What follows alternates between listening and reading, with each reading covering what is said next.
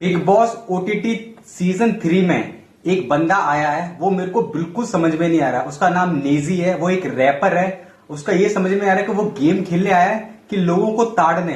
तो नमस्कार दोस्तों, मैं आपका अपना यूपी वाला अनुज स्वागत करता हूं आप सभी का आज की इस वीडियो में। तो आज हम इसी टॉपिक पे बात करेंगे नेजी के। बिग बॉस ओटीटी सीजन 3 का पहला सप्ताह पूरा हो चुका है और घर से 2 लोग बाहर भी हो चुके हैं इस ही सप्ते में। कल वीकेंड का वार था और वीकेंड के वार के दिन पायल घर से बेघर हो चुकी है, जो कि अरमान की पहली पत्नी थी। लेकिन बिग बॉस के घर में ही एक ऐसा बंदा है जिसका नाम है नेजी। नेजी का पूरा नाम है नावेद, जो कि है एक रैपर और इनके ऊपर शायद एक मूवी भी बनी है जो कि है गली बॉय। मैं अपनी पर्सनली बताऊं, मैंने नावेद यानी कि नेजी के एक भी सॉन्ग नहीं सुने हैं आज तक, और ना ही गली बॉय मूवी मैंने देखी है। तो मेरे फेवरेट वो बिल्कुल भी नहीं है। काफी लोगों के होंगे और मैं उनकी रिस्पेक्ट करता हूं, लेकिन मैं बाहर की बातें नहीं कर रहा हूं। मैं नेजी जो कि बिग बॉस के घर में बिग बॉस का गेम खेलने आए हैं, मैं सिर्फ बिग बॉस के घर के अंदर की सिर्फ बातें करूंगा। तो मुझे बाहर जो नेजी थे उस चीज से कोई भी लेना देना या मतलब नहीं है।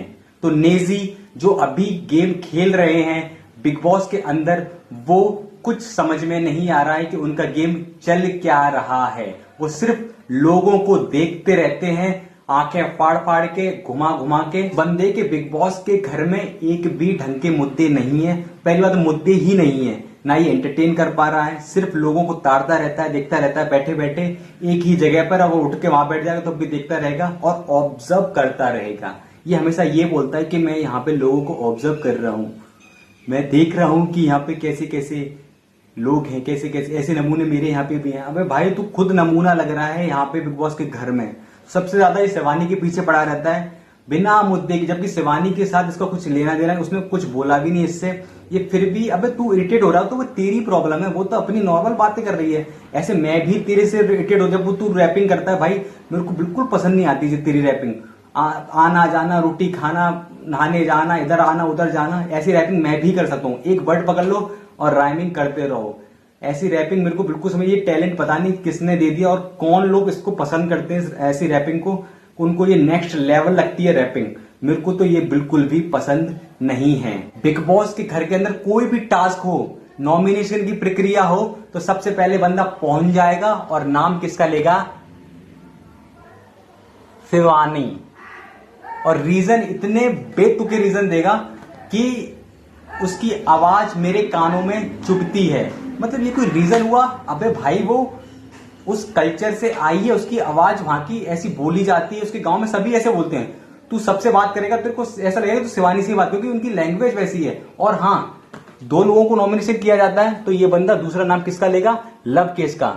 और रीजन सेम ही रहेगा कि उसकी भी आवाज चुभती है इसको, लेकिन वो घुमा के बोलेगा बात को कि ये मजाक, उसमें सीरियस मैटर में मजाक करता है और कुछ भी बोलता है। अबे भाई, वो हरियाणा से आया तो वो वैसे ही बोलता। तेरे को वो चीज समझ में नहीं आ रही तो उसकी गलती नहीं है, ना शिवानी की गलती है, वो तेरी गलती है कि तू नहीं समझ पा रहा है और ना ही तू गेम को अच्छे से समझ पा रहा है और ना कुछ कर पा रहा है इस गेम में। लेकिन इसे शुक्रिया अदा करना चाहिए रणवीर का, जो कि कल के एपिसोड में इस बंदे को गेम के अंदर लेके आ रहा था, इसकी हेल्प कर रहा था वो बंदा।